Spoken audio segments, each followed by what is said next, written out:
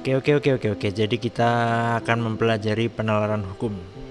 Di video ini saya akan memberikan pengantar. Mengapa kita perlu mempelajari penalaran hukum? Di beberapa tempat belajar lain, penalaran hukum ini banyak istilahnya. Ada yang menjadikan penalaran hukum ini terintegrasi dengan mata kuliah metodologi penelitian atau mata kuliah penelitian hukum, mata kuliah metode penelitian hukum, mata kuliah filsafat hukum pun masuk, mata kuliah logika hukum dan sebagainya.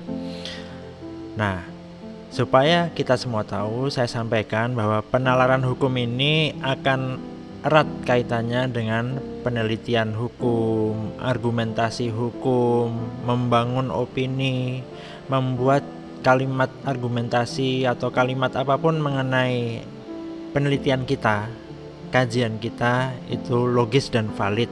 Artinya dari awal kita mengkaji sampai membuahkan hasil selesai gitu ya, tulisannya itu dapat dipertanggungjawabkan secara ilmiah dan akademis.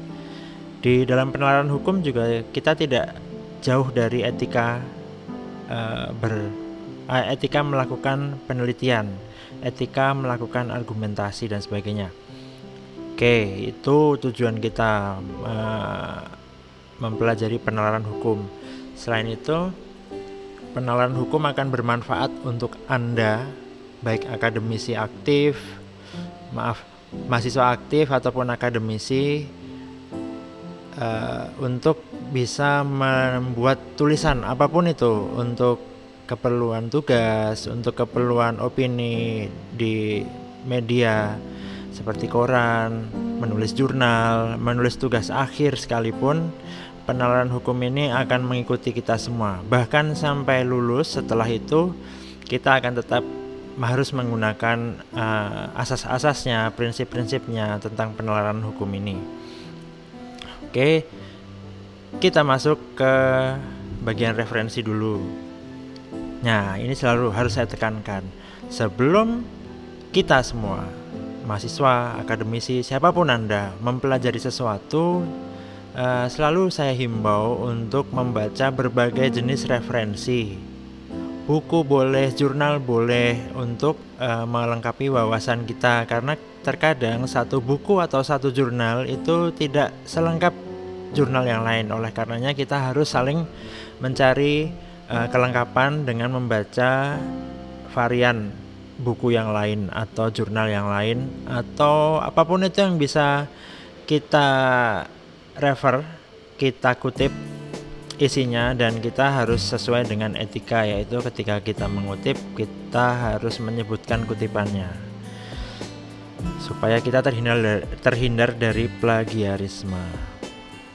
Ada 8 buku yang saya gunakan, dan di luar buku ini juga ada jurnal.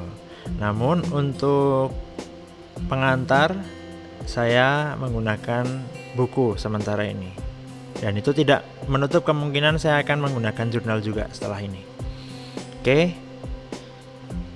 jadi nggak mungkin kita langsung terjun masuk ke materi tengah-tengah gitu, nggak mungkin. Kita harus mulai dari awal dulu. Kita dari pengantar. Nah, pengantar di sini kita harus memperkenalkan. Biasanya seperti itu ya. Semua ilmu itu harus dibawakan dengan perkenalan dulu, kemudian ngobrol-ngobrol dikit, habis itu baru ngajak jalan. itu bukan ilmu, itu yang lain. Maaf, itu ilmu yang lain. Oke. Jadi kalau kita belajar penalaran hukum, kita harus tahu per definisi katanya. Yang pertama, penalaran. Ya, ini menurut KBBI, penalaran adalah cara, dalam kurung perihal, menggunakan nalar, pemikiran atau cara berpikir logis, jangkauan pemikiran, kepercayaan takhayul, serta penalaran yang tidak logis haruslah dikikis habis. Ini contoh kalimatnya. Jadi ini bukan definisi ya, yang baris terakhir, yang kalimat terakhir itu adalah contoh. Kepercayaan, takhayul, serta penalaran yang tidak logis haruslah dikikis habis. Itu contoh kalimat, bukan definisi dari penalaran. Yang kedua, hal mengembangkan atau mengendalikan sesuatu dengan nalar dan bukan dengan perasaan atau pengalaman. Make sense, cocok, karena ketika kita meneliti, kita melakukan penelitian, tulisan, membangun argumen, itu harus berdasarkan nalar, yaitu menggunakan pemikiran yang logis. Melihat definisi yang nomor 1. Nomor 3, proses mental dalam mengembangkan pikiran dari beberapa fakta atau prinsip. Berputar cara berpikir yang tidak lugas. Ini contoh kalimat. Penalaran berputar cara berpikir yang tidak lugas. Itu kalimat terakhir seperti yang nomor 1 ya. Itu contoh, bukan pengertian dari penalaran. Pengertian dari penalaran di nomor 3 itu hanya proses mental dalam mengembangkan pikiran dari beberapa fakta atau prinsip.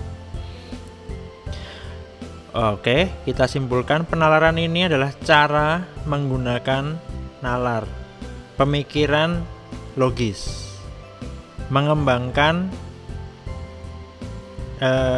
sesuatu dengan nalar, bukan dengan perasaan atau pengalaman.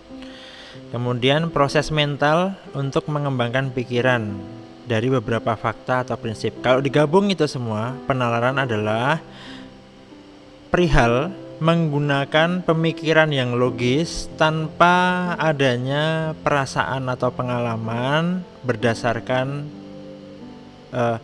hal tadi, berdasarkan fakta atau prinsip. Next, nah, istilah untuk hukum, pengertian hukum maksud saya. Peraturan atau adat yang secara resmi dianggap mengikat, yang dikukuhkan oleh penguasa atau pemerintah. Undang-undang, peraturan, dan sebagainya untuk mengatur pergaulan hidup masyarakat. Patokan, kaidah, ketentuan mengenai peristiwa yang ditentukan. Keputusan yang ditetapkan oleh hakim.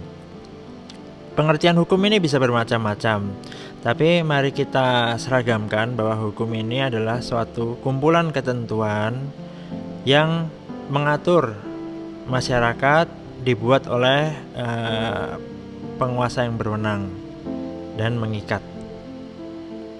Itu dulu saja. Nanti apabila Anda perlu melengkapi pengertian-pengertian tadi, silahkan baca referensi yang lain, karena seperti yang telah saya sampaikan di video lain, tutor, dosen, guru itu hanya bisa menyampaikan beberapa poin saja, tidak mungkin menyampaikan keseluruhan dari ilmu itu.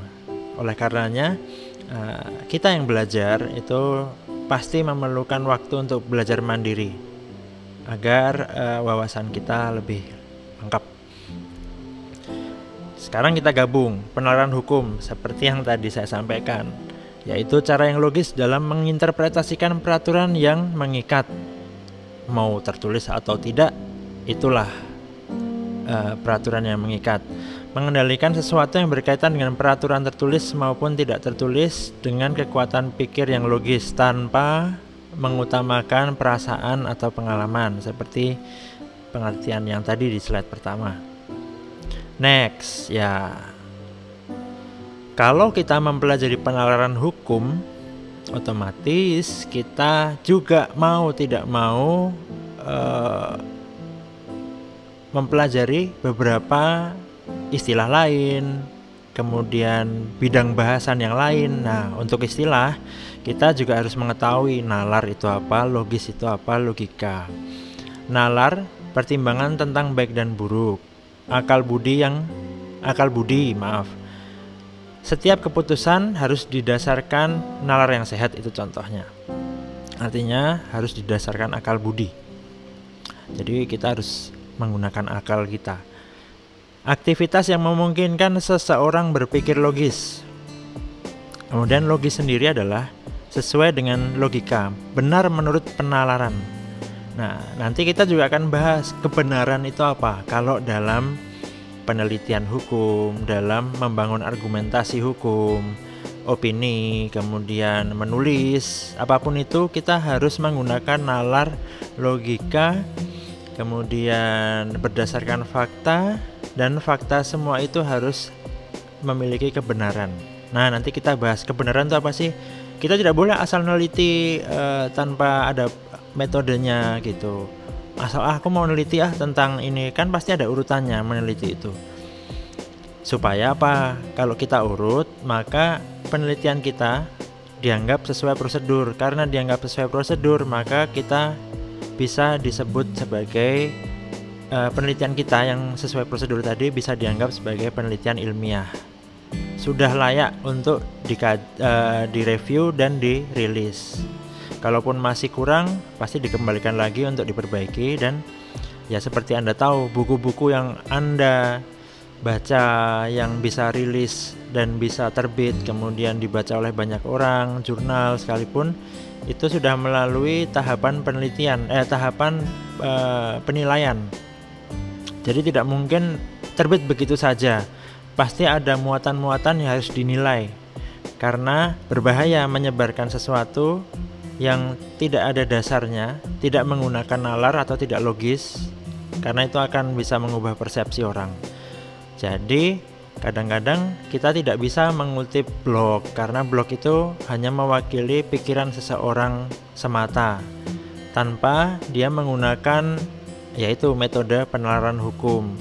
Apakah dia menggunakan fakta? Kalaupun menggunakan fakta harus disebutkan sumbernya.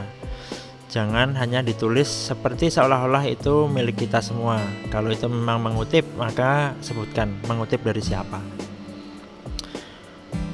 Oke, ini logika pengetahuan tentang kaidah berpikir. Jadi berpikir saja itu ada ilmunya gitu.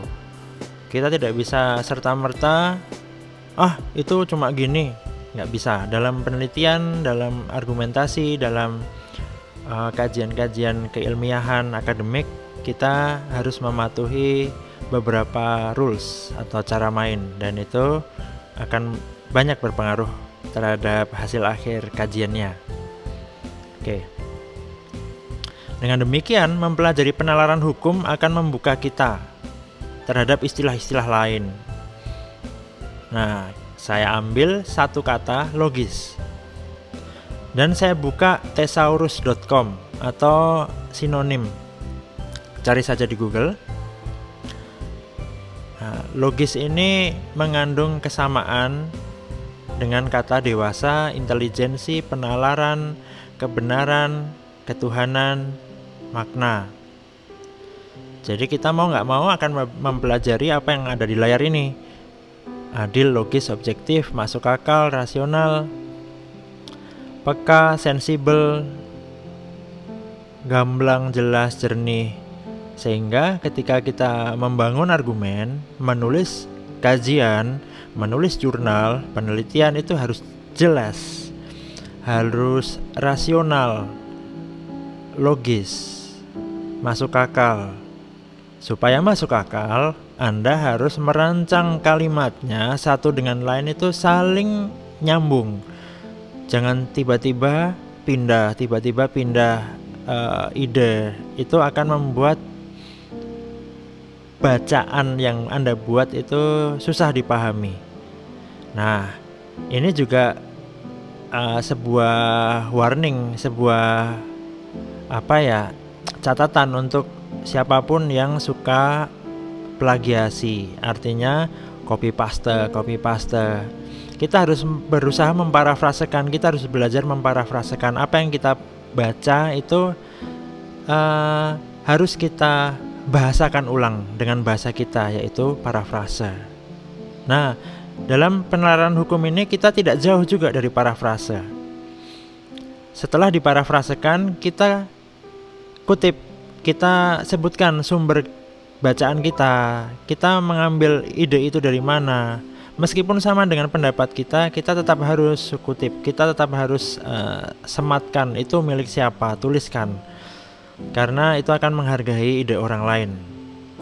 Dan ide kita sekalipun ketika dilengkapi dengan kutipan, itu akan bagus, bukan berarti aku punya ide kok, ngapain aku harus kutip. No. Kita harus belajar beretika di dunia etika penalaran hukum, etika melakukan penelitian, berargumen itu seperti itu. Oke, lanjut. Nah, untuk kata nalar, kesamaannya atau sinonimnya itu ada di, ya kita nanti akan membahas otomatis ya mengenai bagaimana rasio dibuat, bagaimana akal budi itu bisa dibangun, bisa dipelajari, bisa dilatih, daya nalar, daya pikir, daya tangkap. Nah, berarti dengan demikian kita juga harus mempelajari daya tangkap, semangat, daya pikir, kecendekiaan, kecerdikan, kepandaian, kepintaran. Nah, di sini juga ada moral. Jadi kita ya harus etika ketika kita menulis. Kita harus menjunjung tinggi etika dalam menulis, sebutkan sumbernya. Kemudian cara penulisan sumber pun kita harus pelajari. Jangan sembarangan mengutip. Dikutip dari buku ini, itu etika mengutip yang kurang baik. Anda harus mempelajari etika dalam mengutip juga. Kalau mengutip buku berarti nama penulisnya, koma, tahun, koma, judul bukunya dicetak miring, koma, penerbit, koma, tempat diterbitkan, koma, baru halaman atau HLM titik halaman berapa Anda mengutip. Meskipun format pengutipan seperti yang tadi saya sebutkan itu bermacam-macam, ada dengan menggunakan style Harvard, style Chicago, Turabian dan sebagainya, setidaknya Anda mengacu pada satu saja, yaitu footnote. Memang kita mengenal beberapa cara pengutipan, yaitu footnote dan body note. Untuk hukum lazimnya menggunakan footnote, tapi ada beberapa yang menggunakan body note. Untuk mempelajari dan membuat pemahaman Anda bisa fasih mengutip, pilih satu saja, footnote. Silahkan mungkin Chicago Manual of Style atau Harvard Style, bebas. Tapi yang pasti pilih yang jenisnya footnote. Nah, jadi itu kan kita baru saja membahas penalaran hukum, tiba-tiba pindah ke cara mengutip. Kita tidak akan jauh juga dari metode penelitian hukum. Kita akan jadi tahu cara mengutip dan sebagainya. Oke.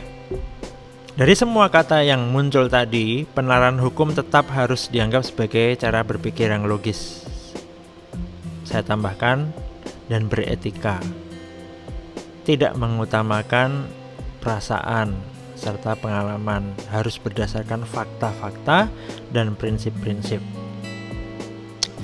Nah, di bawahnya, mempelajari hukum dengan cara menyajikan dan penyampaian yang jelas, konsisten, koheren, serta dapat dipertanggungjawabkan. Itu adalah inti dari penalaran hukum. Setelah tadi saya antar sampai sekarang, Anda seharusnya muncul di benak Anda muncul sesuatu, yaitu oke, jadi mempelajari penalaran hukum manfaatnya akan melatih kita melakukan analisis, membangun argumen, kemudian membuat penyampaian kita jelas, sehingga dalam presentasi, misalnya dalam presentasi ketika kita menyampaikan sesuatu berdasarkan metode penalaran hukum yang baik dan benar, maka orang yang tidak paham, orang yang di luar bidang hukum itu akan paham, karena kita bisa menyampaikan dengan cara yang logis dan masuk akal. Hal ini berkaitan dengan kejujuran, kebenaran, alur interpretasi, analisis, dan keseluruhan hal tersebut dalam pemikiran Anda. Kalau Anda terbiasa menulis, Anda terbiasa membuat jurnal, Anda terbiasa menulis tugas lah, pasti lama-kelamaan Anda akan terbiasa, Anda akan mudah melakukannya lagi. Tidak sulit untuk membangun mood menulis, mood membaca, karena menulis harus membaca. Kalau enggak, wawasan kita dalam memilih kata kurang. Umumnya penalaran hukum itu tercermin dalam tugas, paper, jurnal, buku, karya tulis, opini hukum atau legal opinion, pertimbangan hakim, surat dakwaan, legislasi, naskah akademik dan sebagainya. Itu ada di sana semua. Jadi kalau kalian ada yang tertarik membuat bahkan ya laporan akhir dari suatu kegiatan pun itu menggunakan penalaran. Gimana cara menyusun pendahuluan, dan dengan demikian kita juga mempelajari bahasa Indonesia dalam hukum.